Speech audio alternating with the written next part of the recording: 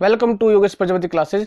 दोस्तों आज हम कर रहे हैं आपका अप्रैल मार्च 2021 एनएस 10th मैथमेटिक्स का क्वेश्चन पेपर। ठीक है, इससे पहले मैं फर्स्ट टू 5 यानी जिससे फर्स्ट टू 5 क्वेश्चन है वो मैं करा चुका हूं। आज हम यहाँ क्वेश्चन 6 से स्टार्ट करते हैं। ठीक है, which of the following is not a criteria for congruence of two circles, यानी आपको त्रिभुज में यानी दो त्रिभुज जो है उनके बीच में समता के लिए कसौटी नहीं है, यानी एक नियम नहीं है। कौन सा नहीं है?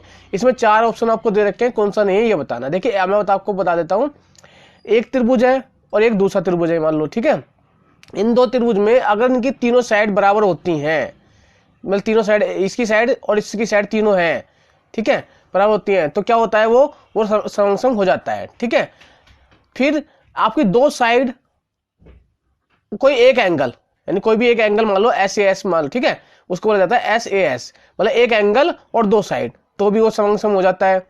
फिर पहली बात ये होगी, दूसरी होगी, तीसरी चीज है कि अगर उनके बीच कोई दो एंगल, क्या दो एंगल और एक साइड हो, दो एंगल बराबर हो उनकी और एक साइड बराबर हो इन दोनों के अंदर, यानी कोई भी दो एंगल मान लो ये एंगल और ये एंगल और ये एंगल, और मान लो ये बीच की जो साइड है ये एक साइड मान लो उनकी बराबर है, तो वो सर्वसम हो जाते हैं, सर्वसम। ठीक है, यानी सर्वसम कहलाते हैं त्रिभुज। ठीक है, यानी कॉन्ग्रुएंस कहलाते हैं। तो ये दो त्रिभुज होते हैं, लेकिन एक जो फोर्थ में आपको बता रहा हूं वो नहीं होती। क्या नहीं होती? कि अगर तीनों एंगल, इसको गया है तीनों एंगल उसके बराबर हो, यानी अगर हम इनको तीनों एंगल के बराबर कर दें, ये एंगल इसके बराबर लगाएंगे, ये कोण इस कोण के और ये वाला कोण इस कोण के दिखा दें, यानी तीनों कोण बराबर है, आप 2 बटे तो लिख के तब हम उसको लिखेंगे, तब उसको ये नहीं बोलेंगे कि वो समसम त्रिभुज है। ठीक है, तब नहीं बोला जाता। ये कंडीशन ध्यान रखना, बहुत इंपॉर्टेंट क्वेश्चन है। ठीक है, बहुत ही अच्छे से पूछा गया है ये क्वेश्चन। ठीक है, कितना फैक्ट पूछा गया कि तीनों एंगल पूछे गए। देखिए कौन सी नहीं है, ये पूछा कौन सी नहीं, विच इज नॉट, ये ना नोट लगा नहीं है। तो देखिए इसमें आपको 4 दे रखे हैं, ये भी आपकी होती है, ये आपकी होती है, ये नहीं होती। देखिए सी आंसर जो है आपका, ये जो सी है ये सी नहीं होती, तो इसलिए आपका आंसर जो होगा वो होगा सी। तो आप क्या लिखोगे अपने कॉपी में? आप लिखोगे, देखिए आप अपनी कॉपी में लिखना आप लिखना आंसर क्वेश्चन नंबर 6। ठीक है, आप लिखोगे सी बराबर, सी ब्रैकेट में लगे ए, यानी ये आपका आंसर है इसका 6 का। ठीक है, तो चलिए क्वेश्चन नंबर 7 पे चलते हैं दोस्तों। इसके देखिए ये है क्वेश्चन नंबर 7। ठीक है, अब इस क्वेश्चन को देखिए आप, इसमें आपका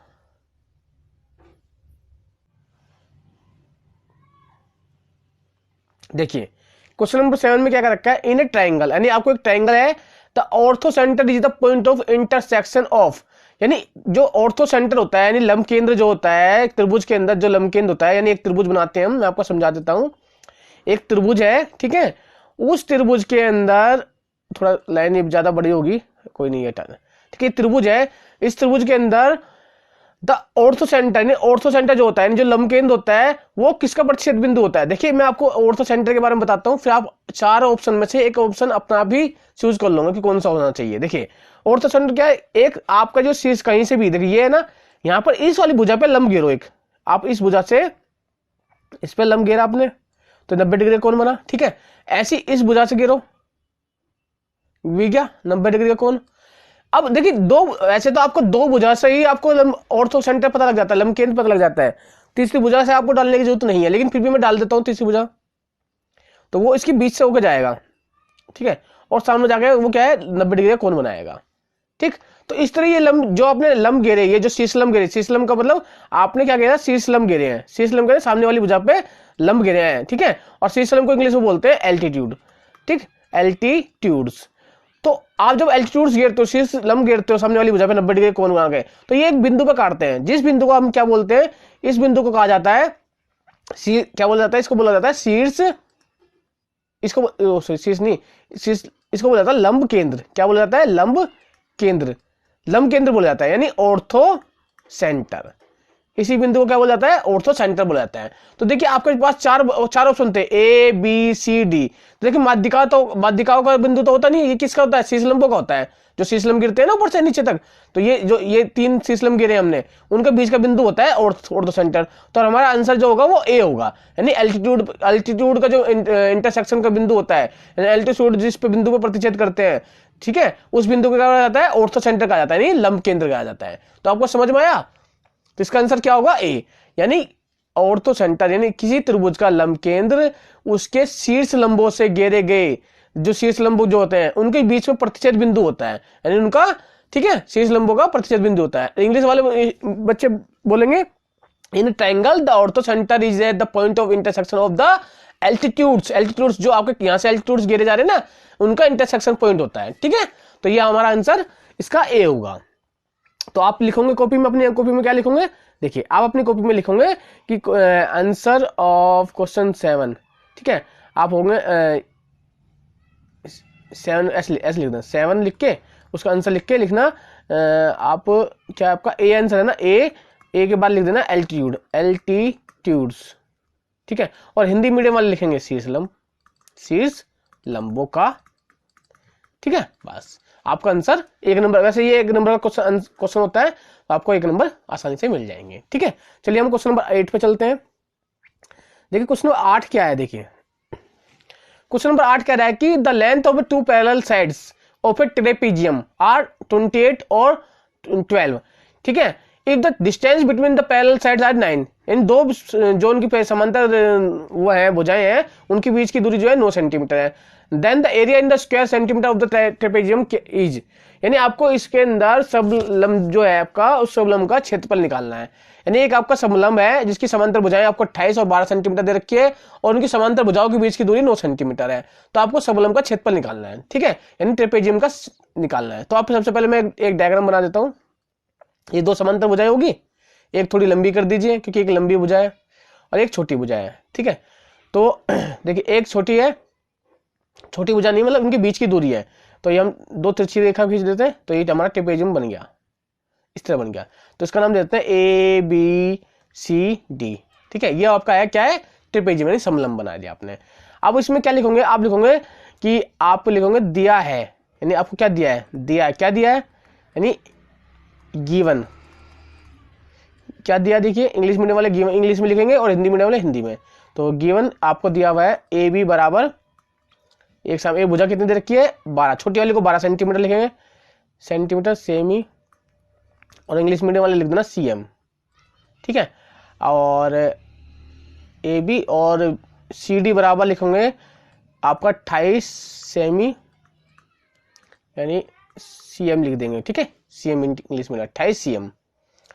तो ये आपका हो गया, ए बी दे रखा है आपको और आपको सी डी दे रखा है, इन 2 भुजाएं दे रखी है और उनकी बीच की दूरी भी दे रखी है। देखिए ये बीच की दूरी कितनी दे रखी है, 9 सेंटीमीटर, यानी इसको हम यहाँ ए से यहाँ मान लेते हैं, इसको सी डी ई मान लेते हैं, ई, ये दे रखी है आपको 9 सेंटीमीटर, 9 सेंटीमीटर, यानी आपको दे रखा है ए से ई दे रखा है आपको, उनकी बीच की दूरी दे रखी है 9 सेमी, और सेमी को आप लिख देना सीएम, सेंटीमीटर, ठीक है। ये इंग्लिश मीडियम वाले लिख सकते हैं सीएम, और हिंदी मीडियम वाले सेमी लिख देंगे, ठीक है। तो ये आपको ये दिया है वो लिख लिया आपने। अब क्षेत्रफल निकालने की बारी आई, क्षेत्रफल निकलेगा कैसे, इतना तो आपने लिख लिया, ठीक है। अब बात आती है क्षेत्रफल निकालने की। देखिए क्षेत्रफल निकालने के लिए आपको, देखिए मैं वो चला गया है, कोई नहीं, आपको ठीक है इतना लिख लेना, जो मैंने लिखा है ना वो सब लिख लेना। अब देखिए अब क्षेत्रफल निकालने के लिए आपको फॉर्मूला होता है, आप लिखोगे कि समलंब का क्षेत्रफल, समलंब का क्षेत्रफल, ठीक है। इससे पहले जो लिखा है ना उसको इससे ऊपर लिखना है, यहाँ पर इससे ऊपर वो लिखना, फिर ये लिखना समलंब का क्षेत्रफल, यानी area of trapezium, area of trapezium. तो वो क्या होगा, वो होता है बराबर, फिर बराबर चिन्ह लगाना, और 1/2 ए प्लस बी, यानी समांतर भुजाओं का योग गुना आपकी उनके बीच की दूरी है एच, हाइट, यानी समांतर भुजाओं का उनका योग होता है और बीच की दूरी से उसको मल्टीप्लाई कर दिया जाता है। तो देखिए इनकी जो समांतर भुजाएं मैंने अभी आपको बताई थी, वो समांतर भुजाएं क्या थी, मैंने एक चित्र बनाया था जिसमें ए बी थी ऊपर वाली और नीचे वाली थी सी डी, और ठीक है सी डी डी बना देते हैं, ठीक है। और जो हाइट थी एच थी वो ए ई है, आप डायग्राम में देख लेना आप, ठीक है, आपने कॉपी में नोट किया होगा। तो आप अब यहाँ पे लिखिए 1/2। देखिए ए बी कितनी है, ए बी आपकी 12 है छोटी वाली, और बड़ी वाली आपकी 28 है, और हाइट इनकी बीच की 9 है। ठीक है, अब देखिए आप इनको जब आप इनको जोड़ोगे तो 12 और 28 कितने होगा 40, और 40 को 2 से भाग करोगे तो कितना 20 आएगा। कितना आएगा आपका, देखिए 12 40, और 40 को आप 2 से भाग कर दोगे इस 2 से, ये जो नीचे 2 है 2 से काटोगे तो कितना आएगा 20 आ जाएगा ना। तो आप यहाँ आएगा आपका 20 गुना 9, तो आपका कितना निकल गया 9 9 दूनी 18, यानी 180 सेंटीमीटर का वर्ग। क्या आएगा, सेंटीमीटर वर्ग आएगा। ठीक है, स्क्वायर लिख देंगे, यहाँ पे लगा देते हैं सेमी के ऊपर स्क्वायर। और इंग्लिश मीडियम वाले क्या लिखेंगे, इसको सेमी को लिखेंगे सेंटीमीटर स्क्वायर, यानी वो लिखेंगे आपका, उसको लिख देना CM लिख के उसके ऊपर स्क्वायर लगा देना। ठीक है, वो ये लिखेंगे बस। ठीक, तो समलंब का क्षेत्रफल बराबर लगा के ये सबको लिख लेना। इंग्लिश मीडियम वाले जहां इंग्लिश में लिखा है वो इंग्लिश में लिख लेना, बाकी सब कुछ ऐसे उतारना है। ठीक है, तो आपका आंसर कितना आया 180। अब देखिए इसमें कौन सा आंसर आपका सी, तो आपका आंसर हो गया सी। तो आपका क्वेश्चन आप लिखोगे आंसर क्वेश्चन 8 आंसर बराबर सी बराबर 180। ठीक है, इस तरह आपका लास्ट में लिख देना यहाँ पर। तो ये आपका 8 हो गया है। अगले क्वेश्चन पे चलते हैं 9 पे। देखिए क्वेश्चन नंबर 9 जो आपका ट्रिग्नोमेट्री का क्वेश्चन है, इसमें देखा रखा है the value of cosec square 57 minus tan square 33 minus tan square 45 is, यानी इसका मान निकालना है, इस पूरे का मान निकालना है। देखिए इसका मान निकालने के लिए आपको एक फॉर्मूला लगाना होगा। क्या होता है फॉर्मूला, इसमें एक चीज देखनी होती है कि जो देखिए एक चीज ध्यान रखना, जो 1045 का जो मान होता है 1045 का मान होता है, आपको ये याद करना होता है 1 होता है। ठीक है, इसका मान तो 1 हो गया। अब यहाँ 1 हो गया, अभी क्या टेन स्क्वायर 33 है ना, यहाँ कोसेक 57 है, तो इसके लिए आपको 10 तो पता है, और इसके आगे जो है अगर ये सेक किस में बदल जाएगा, सेक में बदल जाएगा, क्योंकि एक फॉर्मूला होता है आपको पता होगा सेक स्क्वायर आप मैं यहाँ लिख देता हूँ थोड़ा, sec square theta minus tan square theta बराबर होता है 1, ये होता है फॉर्मूला। ठीक है, इस फॉर्मूले से देखिए आपको यहाँ पर देखिए टेन स्क्वायर 33, यानी आपको ये 33 है, अगर यहाँ 33 हो जाए और ये क्या हो जाए सेक स्क्वायर हो जाए तो क्या है, इसका मान कितना हो जाएगा, पूरे का मान 1 हो जाएगा ना। और आपको एक चीज और पता होगी कि जो कोसेक आपका कोसेक, देखिए कोसेक 90 माइनस थीटा जो होता है वो आपका किस में बदल जाता है, सेक थीटा में। किसमें, सेक थीटा में बदलता है। ठीक है, यानी ये तीन चीज यूज होंगी इसके अंदर। 1045 का मान 1, sec square theta minus tan square theta 1 होता है, cosec 90 minus theta sec theta होता है। अब देखिए यहाँ थीटा जो आपका क्या है, कोसेक का थीटा कितना है, इसका आंसर कितना है, देखिए 57 है ना, ये 57 है, यानी ये जब 57 है तो ये 90 में से थीटा घटाया तो 57 आ रहा है, यानी आपका आप यहाँ से निकालें 90 में थीटा घटाया तो आपका 57 आ रहा है। देखिए यहाँ कोसेक थीटा ना, कोसेक को चेंज करना है आपको, इसको चेंज करना है, तो अब क्या होगा थीटा आपको निकालना है, तो ये थीटा तो इधर ले जाइए और ये इसे इधर ले आइए, तो आप जब उधर लेके जाओगे क्या होगा 90 माइनस 57 बराबर कितना हो गया, थीटा प्लस का हो जाएगा। देखिए माइनस का इधर का प्लस का हो जाएगा, यानी आपका देखिए ये पहले लिखी हुई संख्या बाद में थीटा लिखा है, तो आप थीटा को पहले लिख दीजिए, कोई फर्क नहीं पड़ेगा। थीटा बराबर 90 में से 57 घटाएंगे तो आपका कितना आएगा 33 आएगा। वैसे ये अनुमान हमें यहाँ से भी लग जाता है। देखिए माइनस टेन स्क्वायर थीटा है ना, जब हम फॉर्मूला बनाएंगे तो यहाँ sec square minus tan square बनेगा, तो वहां से भी हमें 33 का अंदाजा आ रहा है कि 57 प्लस 33 कितना होगा 90 होगा आपका, 57 प्लस 33 आपका जो है 90 हो जाता है। तो उससे अंदाज हो जाता है कि 90, ये इनका जो कोण है ना ये 90 होता है ना, ये पूरा 90 होना चाहिए, 90 के बीच मतलब इनका अंदाज जो है 90 का होना चाहिए। तो 90 में से थीटा घटाया तो आपका ये निकल के आ गया 57, और 90 में से आप 33 घटाओगे तो 57 आ जाएगा। ठीक है, तो ये दोनों क्या है एक दूसरे के पूरक होते हैं। ठीक है, पूरक कोण होते हैं, cosec 90 minus theta sec theta. तो इस तरह आपने थीटा निकाल लिया। अब देखिए आपको पता लग गया, क्या पता लग गया, कोसेक, देखिए मैं यहाँ लिख देता हूँ, कोसेक स्क्वायर 90 माइनस 33 कितना, थीटा की वैल्यू 33 लिखोगे, किसके बराबर होगा, ये होगा, आप किस में चेंज होगा, ये होता है सेक में चेंज होता है, तो सेक स्क्वायर 33, तो ये इसका मान आ जाएगा 33, तो ये बदल जाएगा सेक स्क्वायर 33 में, और माइनस टेन स्क्वायर 33, और इसका मान 1, तो 1 में से 1 गया, इसका आंसर आपको लास्ट में 0 आएगा। मैं फिर भी करके दिखाता हूँ आपको। देखिए आप देखिए हमने इसको चेंज कर लिया, हम इसको चेंज कर लेंगे। देखिए कोसेक स्क्वायर 57 को theta minus tan square 33 minus tan square 45 है, ठीक है, बराबर लगाएंगे, ये चेंज हो जाएगा हमारा, हम पहले लिख देता हूँ कोसेक स्क्वायर 90 माइनस 33, कैसे होगा मैंने इससे पहले बताया, 33 आ जाएगा, 90 माइनस 33 लिख सकते हैं, और 10 स्क्वायर 33 माइनस ये यहाँ 1045 है ना, इसकी जगह 1 रख देंगे क्योंकि 1045 का मान 1 होता है, मैंने पहले बताया आपको, और 1 का स्क्वायर। देखिए अब ये किस में चेंज हो जाएगा, ये हो जाएगा कोसेक जो है, कोसेक चेंज हो जाएगा सेक में, सेक हो गया सेक स्क्वायर, और 90 माइनस थीटा थीटे में, यानी थीटा कौन सा हमारा यहाँ 33 है, तो ये 33 हो गया, ठीक है, माइनस 10 स्क्वायर 33, और ये हो गया 1, कि 1 का स्क्वायर करेंगे 1 ही आएगा।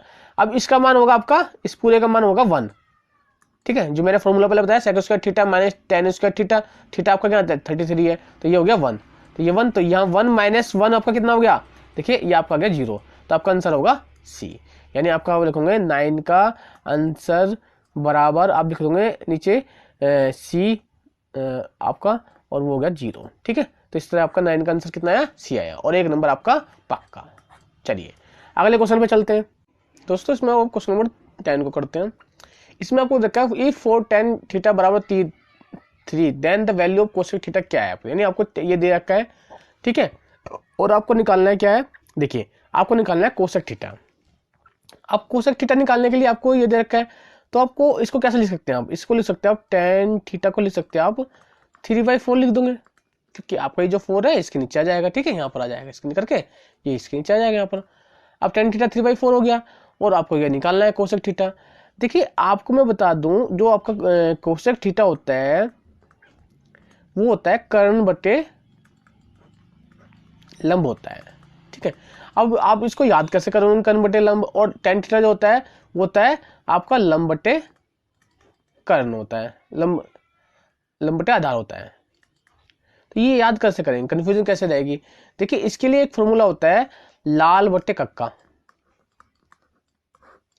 लाल बटे कक्का, ठीक है, ये जो L होता है लंब को बताता है, L कैस को बताता है लंब को, और A बताता है आधार को, और K बताता है कर्ण, कर्ण होता है ना कर्ण, और यहाँ पर ध्यान रखना, यहाँ पर स्वरूप यहाँ पर रखा जाता है साइन, ताकि हमें पता है साइन क्या है, L by K मतलब लंब बटे कर्ण, और बीच में रखा जाता है कोसेक कोस थीटा मतलब आधार बटे कर्ण, और लास्ट में रखा जाता है tan क्या होता है लंब बटे आधार, देखिए हमें पता लग गया ना लंब बटे आधार, तो इससे हमें याद रहता है। और नीचे क्या होता है साइन का उल्टा होता है कोसेक, तो नीचे क्या हो जाएगा आपका कोसेक हो जाएगा, कोसेक थीटा, और कोस का उल्टा होता है सेक, तो नीचे वाले में सेक, और tan का उल्टा होता है कोट, ठीक है। अगर हमें कोट निकालना हो तो क्या कोट निकालना होगा, तो हम देखेंगे यहाँ से नीचे से a/l का मतलब आधार बटे लंब, सेक निकालना है तो k/a यानी कर्ण बटे आधार, और कोसेक निकालना है तो कर्ण बटे लंब, ठीक है। और हमें निकालना क्या था कोसेक, तो हमारा k/l यानी k से शुरुआत करेंगे, k/l यानी कर्ण बटे लंब, तो याद हो गया ना, मैं इस तरह में याद रहता है आसानी से।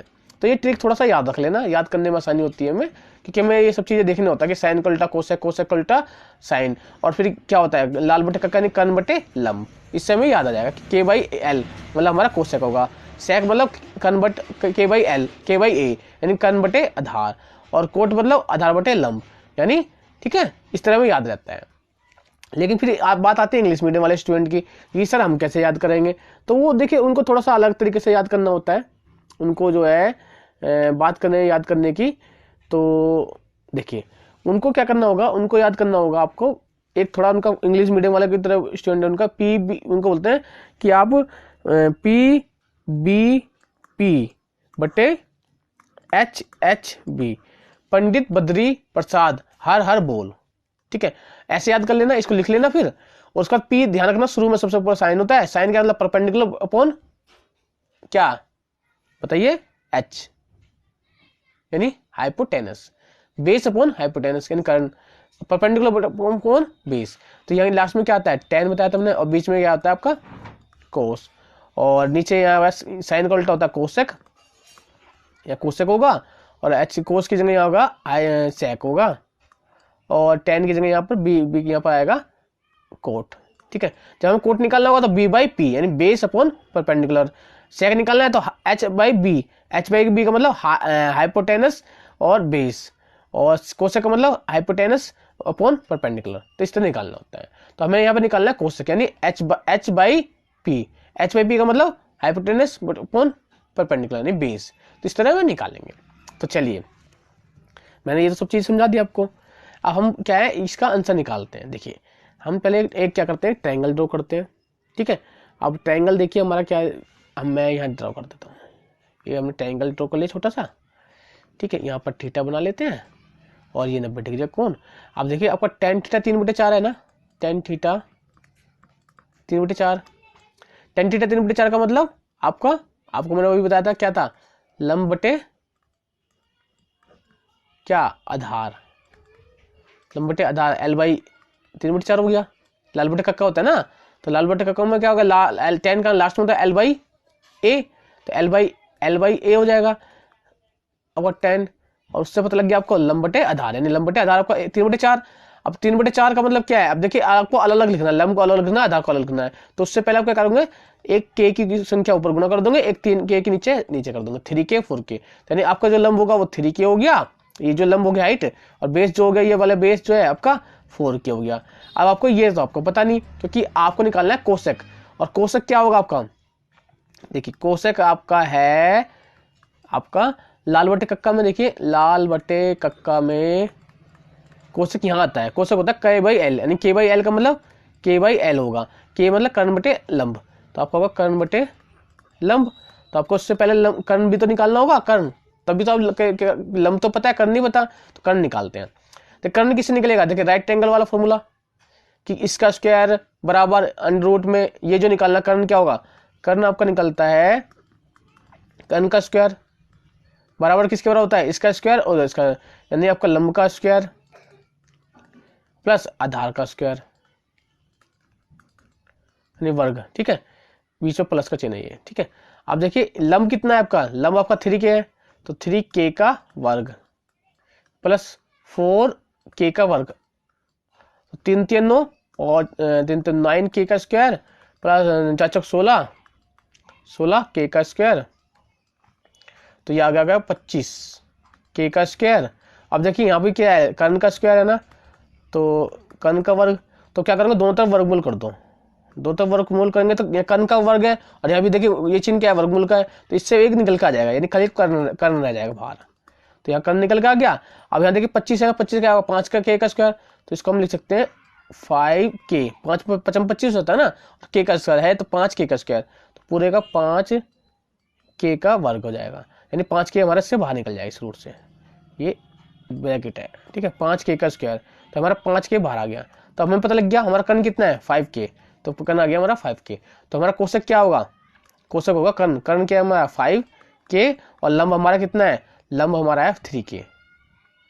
लंब है हमारा, देखिए लंब ये वाला, ये होता है लंब, जो इससे आगे सामने वाली भुजा होती है ना, ये लंब है हमारा, और ये आधार है बीच नीचे वाला। ठीक है, तो k/l है ना, तो कर्ण बटे लंब, कर्ण बटे लंब, तो कर्ण हमारा 5k निकल गया, लंब हमारा है ये भुजा, पूरी भुजा 3k।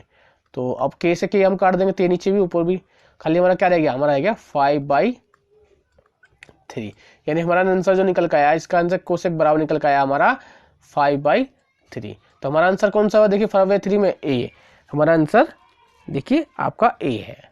ठीक है, तो इस तरह हमारा आंसर कौन सा हुआ, ए। तो आप लिखोगे 10 का आंसर ए बराबर 5/3। ठीक है, ये आप लिख देना कॉपी के अंदर, इस लास्ट में करने के बाद। ठीक है, यहाँ नीचे लिख देना।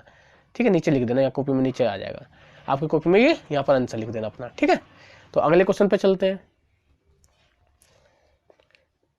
हाँ, देखिए जो क्वेश्चन है आपका पोलिनोमियल यानी बहुपद वाले क्वेश्चन से आया है, जिसमें आपको शून्य बनाना होता है, यानी आपका जीरो बनाना होता है। यानी ये जो आपका एक बहुपद दे रखा है, एक आपको फाइंड द वैल्यू ऑफ के, आप के की वैल्यू निकालनी है। अगर x बराबर 3 इज 0 फॉर द पोलिनोमियल, आपको एक पोलिनोमियल दे रखा है। देखिए इसमें अगर आप x बराबर 3 रखते हो तो इस पूरे का मान जो है ना, ये 0 हो जाता है। शून्य का मतलब ये होता है, यानी x बराबर 3 तो बहुपद का शून्य है, यानी जो है x बराबर 3 जो है इस बहुपद का शून्य। शून्य का मतलब अगर हम इसको 3 x को इसके अंदर रख दें तो इसका मान जो है 0, ये 0 हो जाएगा पूरा। ठीक है, तो इसका मतलब कि आपको यहाँ पर k की वैल्यू निकालनी है, यहाँ पर किसकी वैल्यू निकालनी है, इस k की वैल्यू निकालनी है। ठीक, यदि आप x बराबर 3 इसके अंदर मान रख देते हैं तो ये पूरा जो है 0 हो जाता है, का एक शून्य का मतलब ये होता है। ठीक है, तो चलिए अब आप k का मान निकालते हैं। तो हम लिखेंगे, देखिए x बराबर 3 है और px बराबर x का square minus 5x plus k, ये आपको दिया है। अगर ये शून्य का, क्योंकि x बराबर 3, पी एक्स का शून्यक है, ठीक है। तो इंग्लिश मीडियम वाले इसको लिखेंगे इंग्लिश में क्योंकि तो लिख दिया, क्योंकि x बराबर 3 is a zero of P x, polynomial, ठीक है। वो इंग्लिश में लिख लेना इसको, ठीक है, मैंने इसलिए दोबारा लिख दिया है। अब है तो इसका मतलब क्या होगा, आपका आगे क्या होगा, x बराबर 3, यानी p को x की जगह 3 रख देंगे तो वो क्या हो जाएगा, 0 हो जाएगा। अब ठीक है, p बराबर 0 रख देना, x की जगह 3 रख देना है। अब p का मान क्या है आपका, p तो आपका क्या है, x का स्क्वायर है ना, देखिए यहाँ पर x का स्क्वायर है ना, तो x की जगह 3 रख देंगे तो आप कहोगे 3 का वर्ग। 3 का वर्ग क्यों रखा, क्योंकि देखिए यहाँ पर ये देखिए पी एक्स क्या आपका ये है ना 3, एक्स का स्क्वायर, 3 का वर्ग हो गया -5 गुणे 3, -5 गुणे 3, जहां जहां एक्स है ना वो 3 रख देंगे इसके अंदर, किसके अंदर, इसके अंदर पी के अंदर या 3 रखा, यहाँ भी 3 रखेंगे या 3 रखेंगे और बाकी बराबर 0 कर देंगे, के का तो ऐसे रख देंगे, प्लस के ऐसे रख देंगे और उस पूरे को कर देंगे हम 0। देखिए अब क्या होगा, 3 3 9 -5 15 प्लस के बराबर आपका 0।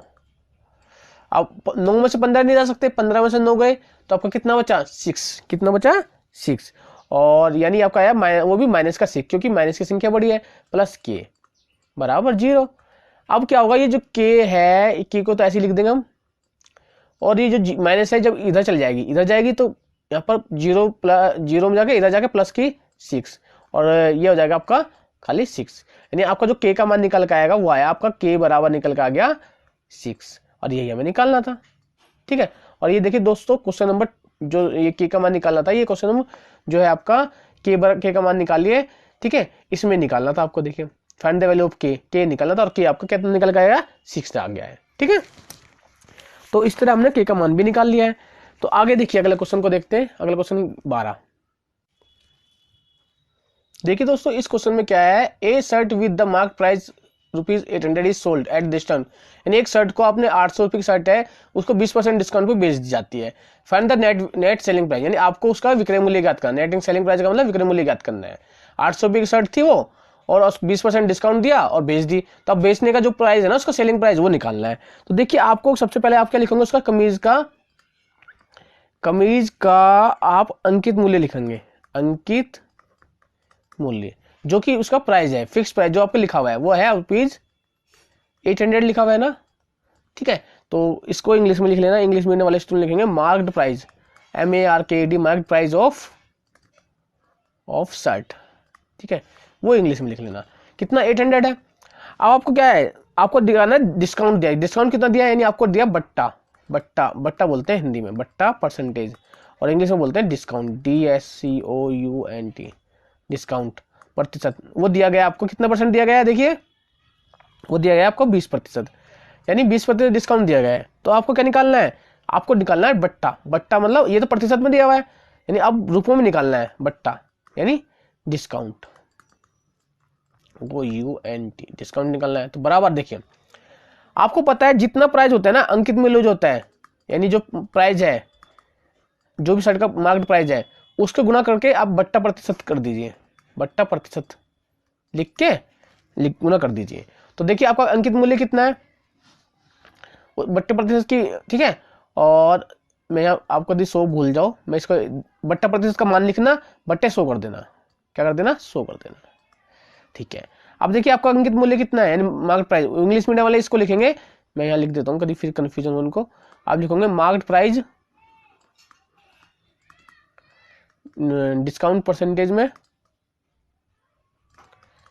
यहाँ पर, ठीक है, बट्टे इस पूरे प्रतिशत, बट्टे आप लिखोगे नीचे आपका आएगा यहाँ पर बट्टे में 100, ये लिखेंगे इंग्लिश मीडियम वाले स्टूडेंट, ठीक है। हिंदी वाले सिर्फ हिंदी में लिखेंगे और फिर बराबर लगा के नीचे जो मैं सोल्व कराऊंगा उसको करना। देखिए अब आगे क्या होगा, बात आती है आगे आने की, क्वेश्चन की करेंगे क्या, ठीक है।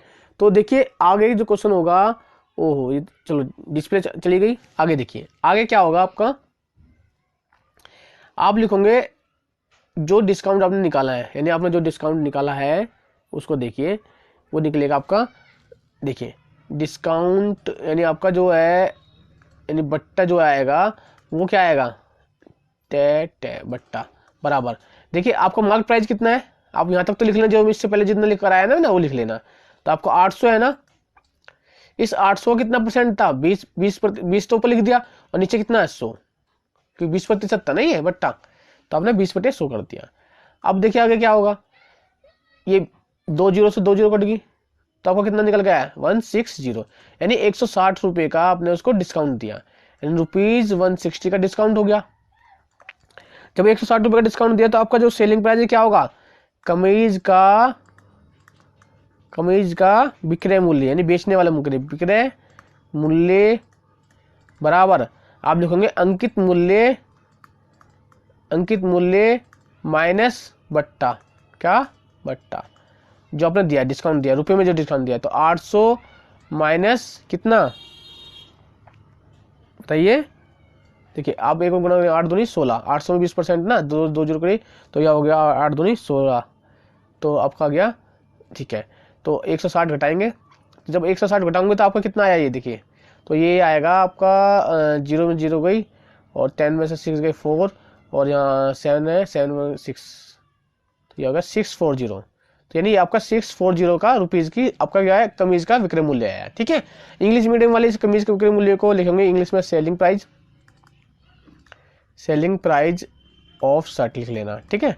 और यहाँ पर जो अंकित मूल्य है वहाँ पर आप मार्क प्राइस लिख के माइनस डिस्काउंट लिख लेना, ठीक है। और लास्ट में करना है ऐसे ही, आपको बराबर लगा के ये आंसर आपका निकल कर जाएगा। तो कितना निकल का आया आपका आंसर, निकल का आया 640, ठीक है। इस तरह आपको इसको सोल्व करने पे आपका आंसर आ गया 640, यानी जो सेलिंग प्राइस होगा आपका बुक का, उसका बुक कह रहा हूँ कमीज का, वो आपका 640 आएगा, यानी इसका आंसर जो है आपका 640 निकल का आएगा लास्ट में, ठीक है।